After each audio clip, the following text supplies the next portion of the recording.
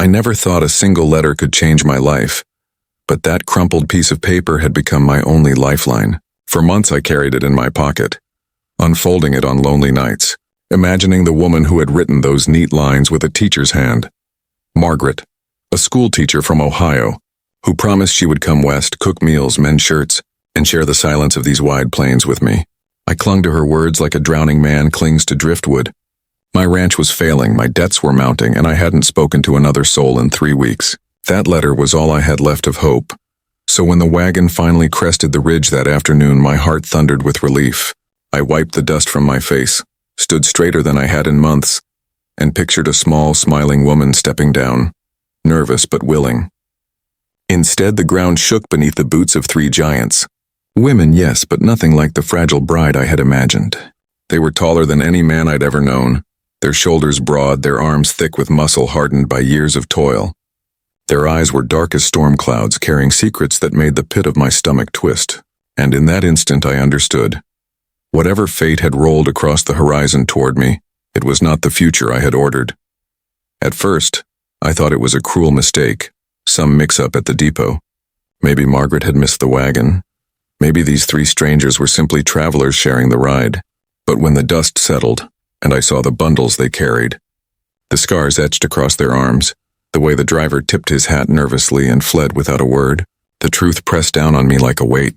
They had come for me, or rather for what Margaret was supposed to represent. I could feel it in their stares, assessing me, my land, my worth. My throat went dry, my hands trembling against that letter. I wanted to speak, to demand answers, but fear held my tongue. One of them, the eldest, walked straight past me as though she owned the place, her boots leaving prints deeper than a horse's hooves. She touched my porch rail, testing its strength, nodding when it held beneath her massive hand. Another crouched by my broken water pump, her fingers brushing over the rust with the patience of someone who understood machines. And the third, younger yet somehow more fearsome, studied the horizon with the sharp gaze of a hunter. In that moment I realized I was no longer master of my own ranch. Whatever they wanted, whatever had brought them here, it would swallow me whole before I could stop it. That first night they stayed, I hardly slept. I sat inside my cabin, clutching Margaret's letter until the ink nearly smeared into my palms. Through the cracks in the wall I could see them moving outside, silent but deliberate, as if they had done this before, scouting land that wasn't theirs, preparing defenses I never asked for. The eldest sat by the door with a knife across her lap, her shadow stretching longer than mine had ever seemed. The middle one checked the fence lines, running her fingers over tracks I hadn't noticed. She whispered to the youngest, who then disappeared onto the roof as easily as a cat climbs a tree. Every motion reminded me that I was weak, soft from failure, and these women were carved from stone and survival. I kept telling myself they would leave in the morning, but when dawn broke, their bundles were already unpacked. They moved like they belonged, their voices low, their eyes always scanning the horizon. And then I saw it. The wagon they had ridden in on, streaked with dark stains along its boards, marks that looked too much like dried blood. My mouth turned to dust, my chest tightened. I wanted to believe it was from an animal, some hunt gone bad. But deep down I knew better. These women were running, and whatever they carried with them was more dangerous than any drought or debt that had ever plagued me. And now, by some cruel twist of fate, I was tied to it. By the second day I stopped pretending I was in control. My cabin, my land, my very breath seemed to bend around them. The eldest spoke little, but when she did, her words carried the weight of command. The middle one worked the corral, her sharp eyes finding wolf tracks I'd never seen, telling me without a sound that predators had been circling me for weeks. And the youngest, strong as a blacksmith, pulled at the old water pump with a patience I'd long abandoned. I had fought with that pump for months, cursing it until my voice cracked. But under her grip it gave a groan and then a miracle. Water spilling, clean and cold. The first sign of life this land had shown me in years. My heart clenched at the sight. I should have felt grateful. Instead I felt replaced, because it wasn't Margaret who had stepped off that wagon. Margaret, the woman I had written to, the one I thought might save me from loneliness, was gone. Dead, they said, their voices flat without remorse. They had taken her place, carrying her secret and mine into the dust. And though they fixed what I could not, though they made the ranch stir again, I could not shake the truth that hung over us. They were fugitives hunted by their own blood, and now that made me their shelter, their shield whether I wanted it or not. Every creak of the porch boards, every crow's call on the horizon made my stomach knot tighter. I knew danger was coming. I just didn't know from which direction it would strike first. It didn't take long for the world outside to notice their presence. By the third evening, as the sun dipped red behind the hills, I heard hoofbeats rolling across the plains. Not the steady rhythm of travelers, but the sharp, practiced cadence of men who rode with purpose. My stomach twisted before I even saw them crest the ridge. 4 riders, dust rising at their flanks, spreading out wide as they approached like wolves circling prey. And I knew their leader before his voice ever carried on the wind. Frank Rollins, the man who had haunted me for months, dangling offers that were more threats than kindness. He wanted my land, my failures, my very bones if he could squeeze them for profit. The sisters moved like shadows, slipping into positions as if they had rehearsed this 100 times before. One behind the cabin, one at the corral, the youngest climbing silently onto the roof with a grace that stole my breath. Their size alone made Rollins falter when he saw them, but his kind doesn't back down easily. He smirked that hollow smirk of his and called out, pretending he'd come for conversation, but I knew better. He had heard of my bride, Margaret.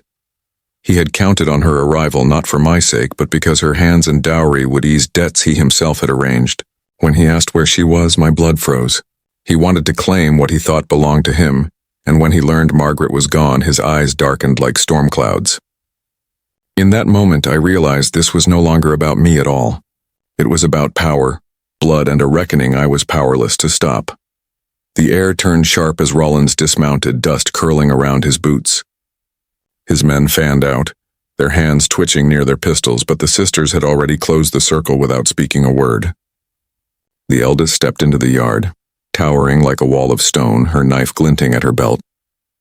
The middle one moved along the shadows of the corral, rifle steady in her hands, while the youngest crouched on the roof above, her braid swinging like a dark banner against the fading sun. I had never seen such coordination, each motion practiced, each step exact. They weren't just travelers, they were warriors, and Rollins knew it too, though pride forced him to puff his chest and sneer. I pressed myself against the cabin wall, my breath shallow, my palms slick. For months Rollins had circled me like a vulture, reminding me of debts I never meant to owe, debts that grew larger as my land withered. I thought I could bear his threats alone, but I had been wrong. The moment Margaret's name left his mouth, the ground beneath me seemed to split. He knew of her, knew why she was supposed to come here, and now with her gone he sought to turn that absence into profit. But the sisters didn't flinch. When Rollins demanded answers, they gave none. Only silence, only shadows, only the weight of 3 giants standing in his path. And I saw the first glimmer of fear in a man who thought he owned half the territory. Just as Rollins' hand brushed the handle of his gun, a sound split the evening sky that turned every stomach to stone. War cries, long, piercing, and carried by the wind like an omen. The horses of Rollins' men shivered and stamped, sensing what their riders already feared.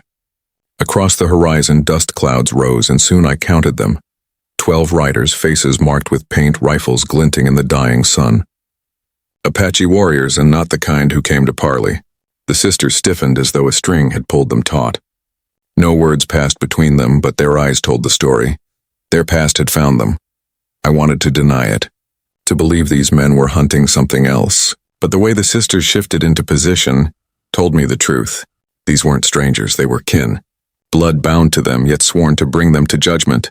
My own blood turned to ice as I realized I was caught in the middle of something far older and far more dangerous than my debts. Rollins spat curses under his breath, blaming the sisters for the fate thundering toward us, but I knew better. His greed had lured him here. His crimes had summoned justice. And now, as the warriors closed the distance, I understood I might not live to see another dawn. The charge came fast, a storm of hooves and dust swallowing the horizon. Rollins fired first, reckless, his bullet snapping wild into the oncoming riders. The sisters did not waste motion. The youngest loosed an arrow that struck the lead horseman clean through the chest, dropping him before his war cry could finish. The middle sister's rifle cracked, each shot measured, each one finding its mark with chilling precision. The eldest met the first rider who broke the line, pulling him from his saddle with her bare hands and breaking him against the earth as though he were nothing more than a rag doll. I had never seen such violence. not even in the blood-soaked skirmishes of my youth. The yard became chaos, gunfire, shouts, horses screaming. Rollins's men tried to flee, but the Apaches cut them down without mercy. Rollins himself fought like a cornered rat, his eyes wide with fear, his bravado gone. And me? I cowered by the cabin door, clutching Margaret's letter, paralyzed. I told myself I was a farmer, not a fighter, that survival meant staying low. But watching the sisters stand unbroken against the storm, I felt shame burn hotter than fear. They were hunted by their own, despised by outsiders, yet they fought like the earth itself had chosen them to resist. And I, useless and trembling, wondered how long before death decided I was the easier target. The battle dragged into a blur of blood and dust, until only a handful of riders remained. The sisters stood battered but unyielding, their bodies carved with cuts that would have felled any ordinary soul. Rollins staggered near the well, his revolver empty, his breath coming ragged as he searched for an escape. But there was none. The Apaches who survived circled tighter, their eyes burning not with victory but with the bitter fire of betrayal. And then, for the first time, the eldest sister spoke to them. Her voice thundered through the chaos, words I couldn't understand but felt in my bones. A plea, or perhaps a curse. The riders froze, torn between rage and sorrow, their spears trembling as though they struck against unseen chains. Rollins, ever the coward, seized the moment. He lunged for the youngest, knife flashing, thinking to take her as a shield. But I moved before my mind could stop me. For months fear had chained me, kept me silent, but in that breath I broke. The rifle in my hands roared and Rollins fell, his mouth open in shock as blood darkened his chest. My arms shook, my ears rang, but the sisters' eyes found me, not with judgment, but with something fiercer, something like respect. The battlefield went silent, only the crackle of fire and the groan of dying men filling the air. And I knew then, the true reckoning had yet to come. The dust settled slowly, leaving a silence that felt heavier than the battle itself. The remaining Apache warriors, their faces painted with grief and triumph alike, lowered their weapons and slowly rode back toward the horizon, leaving the sisters standing tall, their bodies trembling but unbroken. Rollins and his men, stripped of horses and pride, were left sprawled on the scorched earth, their authority obliterated by the wrath of those they had wronged. I pressed Margaret's letter to my chest, feeling the weight of her absence, but also the strange warmth of survival and purpose she had never given me directly. The eldest sister turned to me, and for the first time since their arrival, I saw something like a faint smile curl at the corner of her mouth. It wasn't tenderness, not exactly, but approval. The acknowledgement that I had survived, that I had witnessed, and that I could finally begin to understand strength. The middle sister began inspecting the cabin and fences with methodical care, repairing what I had long neglected, while the youngest moved to the water pump, adjusting the flow so clean water ran freely again. For the first time, the ranch felt alive, no longer a failing patch of dust and despair. I realized then that they had brought me more than protection. They had brought me a lesson in survival, resilience and courage. Margaret's death had summoned them here, and in their presence I found something I had thought impossible. A family of choice, bound not by law or lineage, but by trust, labor, and loyalty. Months passed, and under their guidance the land healed. Crops flourished, the corral stood strong, and I learned to shoulder not just work but responsibility in a way that felt whole for the first time.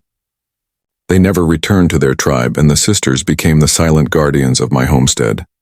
Sometimes, I still sit on the porch at sunset, watching their silhouettes against the amber sky, remembering the chaos, the fear, the battle, but now it carries pride instead of terror. Margaret's letter lies folded in my drawer, a reminder of how life's cruel twists can bring unexpected salvation. And if you've ever wondered whether courage and loyalty can change a dying place, look no further than this ranch. These women taught me that justice, honor, and survival can come in forms you never expected, and sometimes, the greatest heroes are the ones you never ordered, but who arrive anyway. If you felt the weight of their story, make sure to subscribe for more tales where destiny and courage collide in the Wild West. Every share helps us keep bringing these untold stories to life.